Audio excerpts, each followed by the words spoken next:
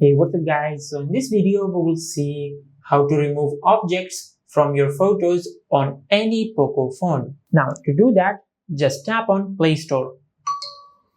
Now from here, just search Google Photos. Now from here, as you can see, I have already installed Google Photos on my smartphone. If you have not installed it yet, just tap on Install. And once the app is fully downloaded, tap on Open. Now from here, just select any image on which you want to delete an object. For an example, I will select this image. Now once you have selected your image, just tap on Edit.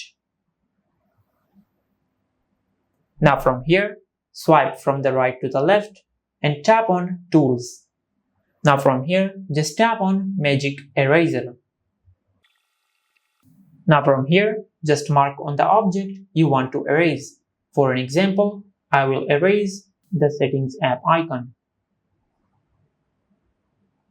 It has not erased the Settings app icon. I will try again. Now as you can see, it erased the Settings app icon. Just like that.